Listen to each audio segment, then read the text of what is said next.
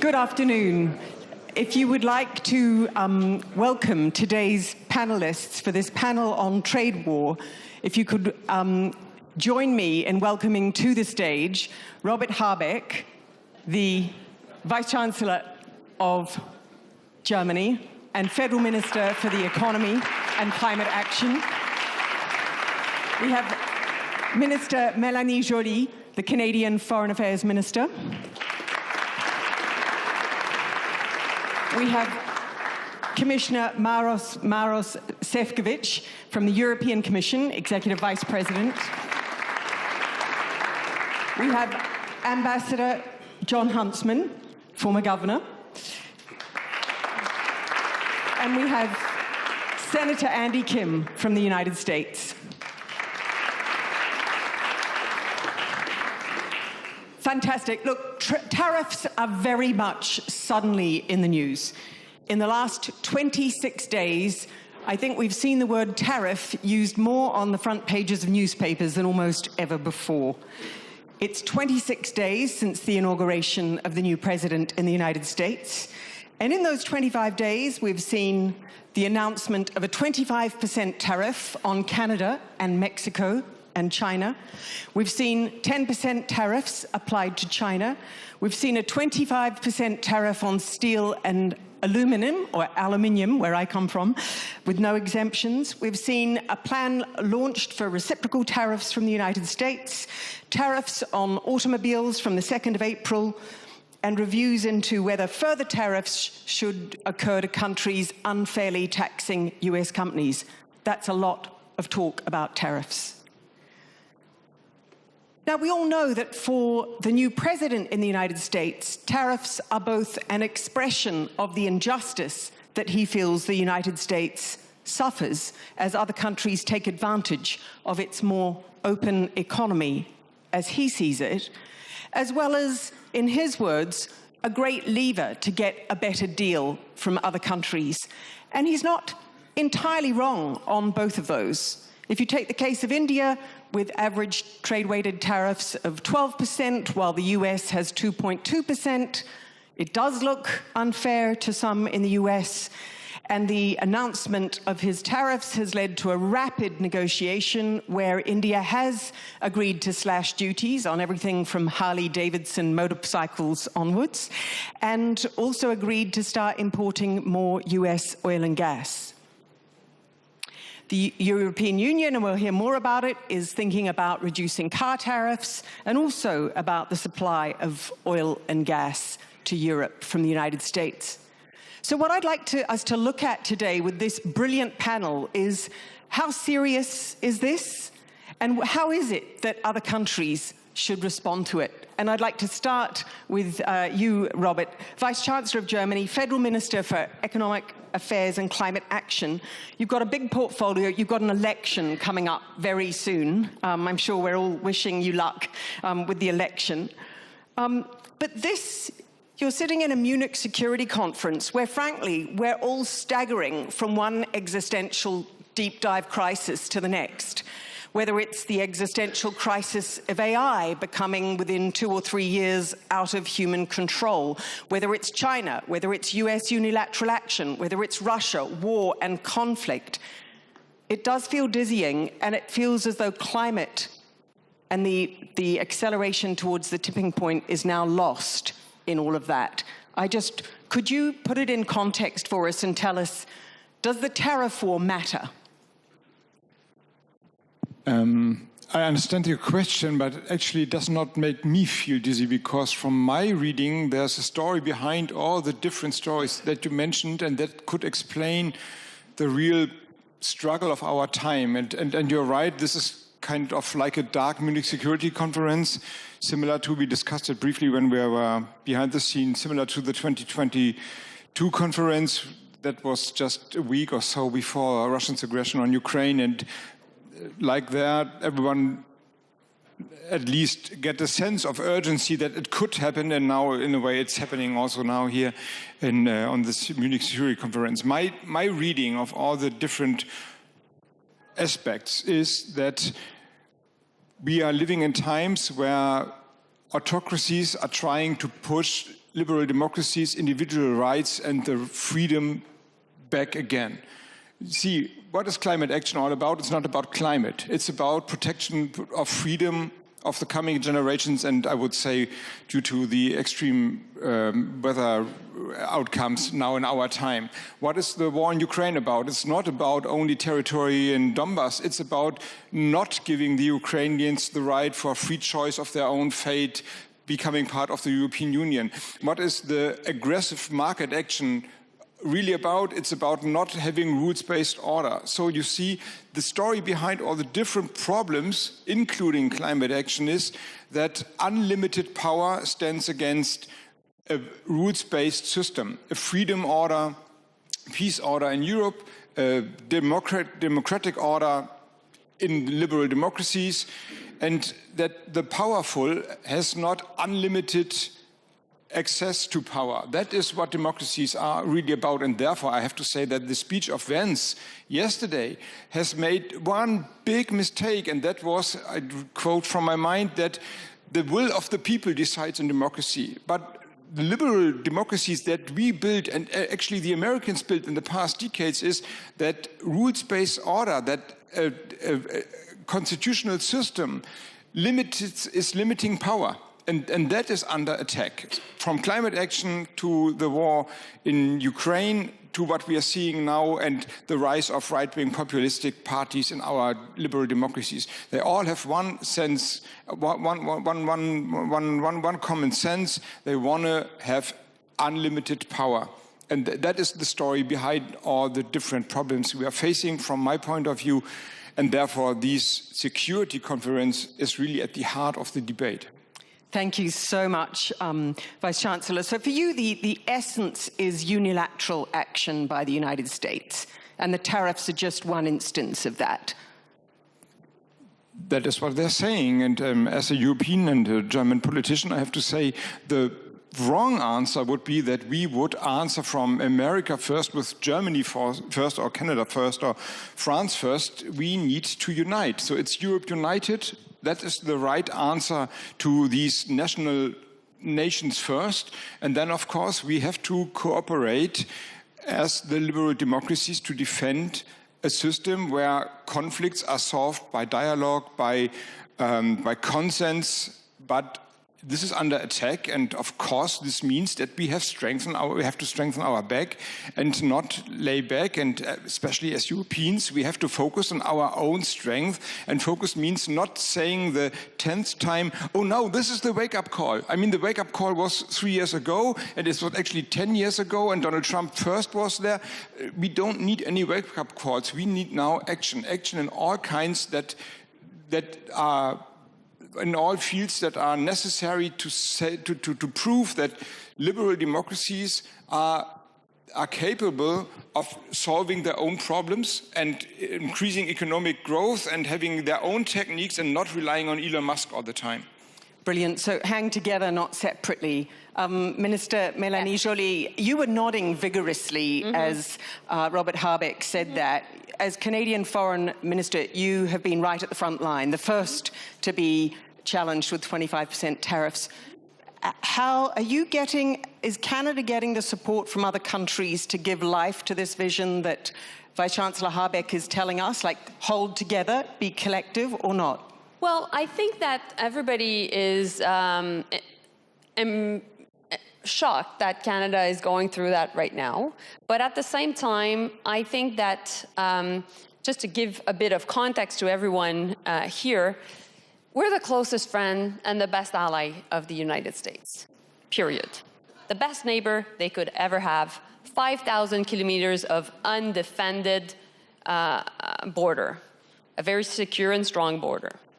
And we are the biggest client of the United States. We buy from the US more than China, Japan, France, and the UK combined. There are millions of jobs in the US and, of course, in Canada that are linked. We are extremely integrated in terms of our own economy. And we provide a lot of energy to the US.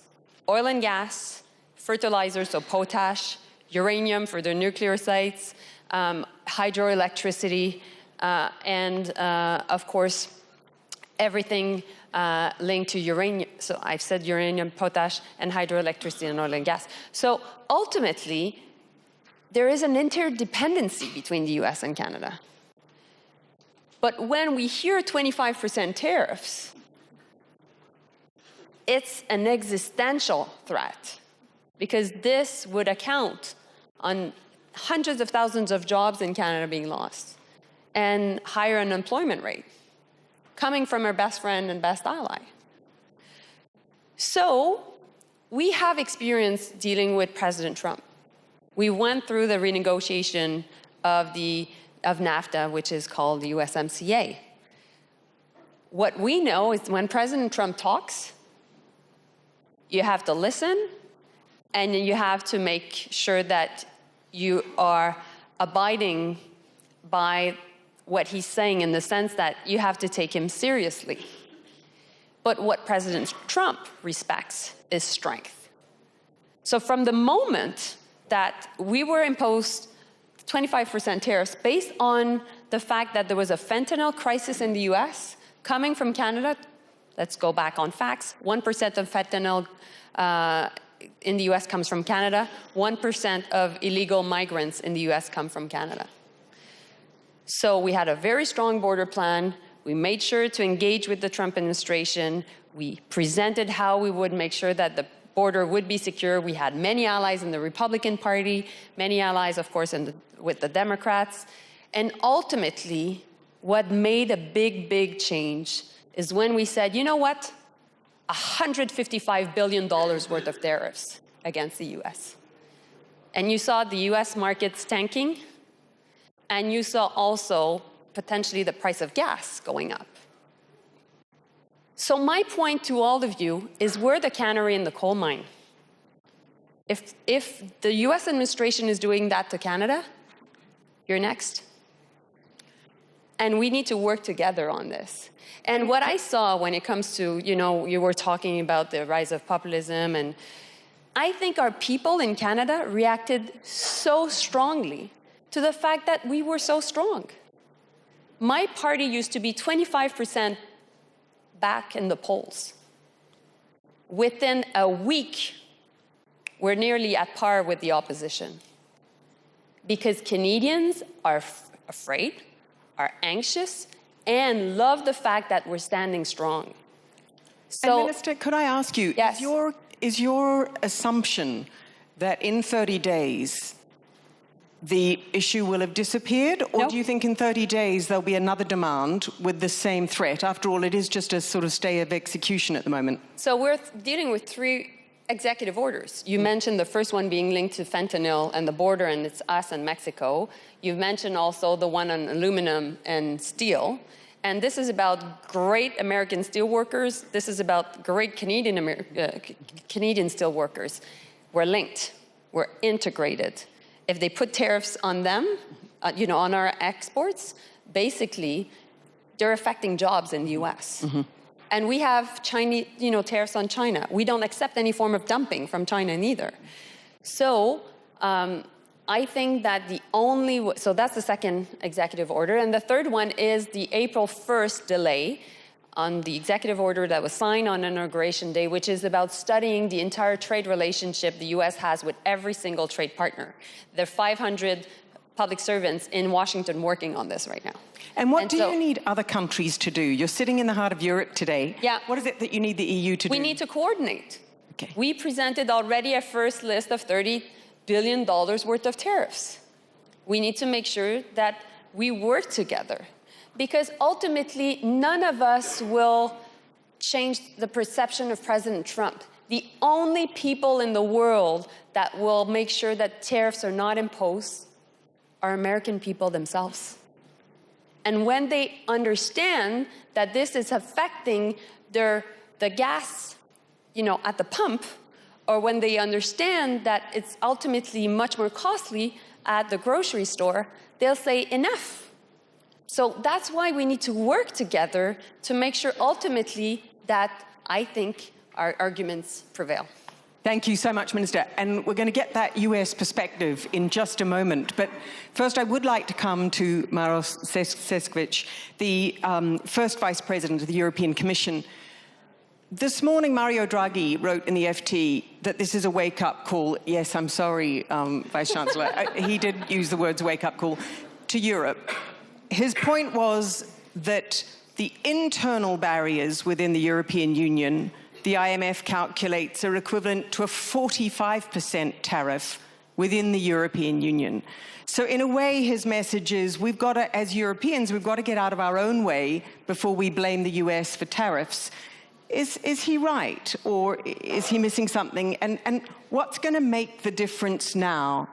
What's your most optimistic scenario for Europe in this period of huge Euro pessimism? Thank you very much for that question. I think that it's very interesting from the academic perspective, but I think whatever our discussion on the single market in the European Union is, there is, I would say, absolutely no reason whatsoever to go after us with 25% tariffs on the steel and aluminium, to put into the danger what is the most massive, biggest trade relationship on this planet, 1.6 trillion euros of trade turnover every year, 4 billion of goods and services flying over the Atlantic every single day. The fact that Europeans from the pension funds and saving accounts are sponsoring scales-up startups, NASDAQ companies to the tune of 300 billion in the United States. And to kind of put it under the question mark because of trade deficit, which we calculate goods and services is somewhere in the realm of 50 billion, 3% of our turnover. And our trade relationship is so massive that if we start to tinker with it, it would have clearly negative impact on the whole world. It will bring the negative consequences, I would say, for the whole planet. And as also our president said yesterday, I mean, the tariffs are taxes on Americans. They are making, I would say, their life worse off. It costs more to get the goods into the supermarket. It has negative impact on the inflation. And I think that even President Trump acknowledged that the tariffs might be painful, I think he said at the beginning. So I am asking my American partners, why do we have to go through this pain?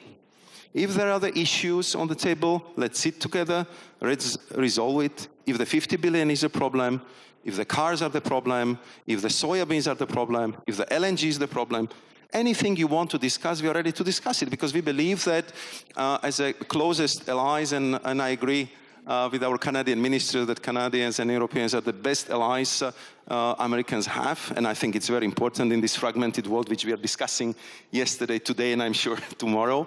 So why to go through this I would say very, very complex process which would lead to the increased tension? And coming to the Mario Draghi, as you know, he presented rather dense report about the flaws, shortcomings, and where we should put the European focus on, and we are absolutely on it. So, I mean, you would, and I believe that Robert would agree with me, the word competitiveness was never more often used in any of the European documents and conclusions than it is right now. And I was presenting on Tuesday the work program of the Commission for the next year, where I would say the even bigger part than what we want to do was about what we want to simplify, how we want to cut the red tape, how we want to make sure that we will not bring such administrative burden on our farmers, on our industrialists. And you are right that if it comes to the barriers on the internal market, we had very difficult choices to make over the last 5 years. We had a COVID. We had the war, and we still have a war in Ukraine, and we had energy crisis. And we had to be almost in permanent emergency mode. And we wanted our member states to do a lot. But we didn't want to combine this emergency and urgency mode with running after them with infringements, with pushing them into the very difficult situation because it was tough for everyone. But we realized that we need to reinvigorate our single market. Indeed, there are still a lot of barriers which we can and we should get rid of. We still, with Robert, we had many discussions about the bottlenecks on interconnectors if it comes to the electricity, which is kind of preventing us for better sharing of the renewable energy. We still have, of course, a lot of bottlenecks on our gas networks and so on and so forth. So it's really a lot of things to work on. But we know about that. We work on it. And I don't think that any threat on the external tariffs against Europe would help us to start or accelerate our internal reforms, which we know we have to do. So what will? If the robust unilateralism from across the Atlantic isn't helping you, as first executive vice president, move on that, what do you think will? Because normal times don't seem to be working. I think that we clearly got the message, I mean, from our businesses and from our citizens than the last year. We see that we are lagging behind the United States if it comes to the productivity, to the efficiency.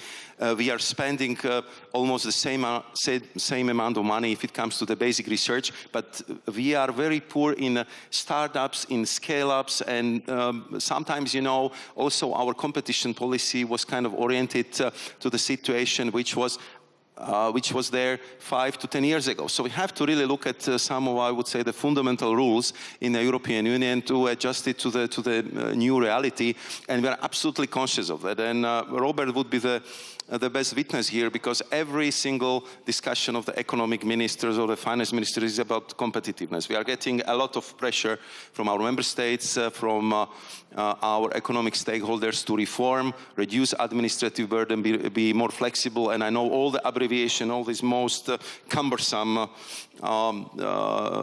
rules and regulations we put into our books by heart, and we recognize that we need to deliver on dramatically simplifying the way how we do business in the European Union.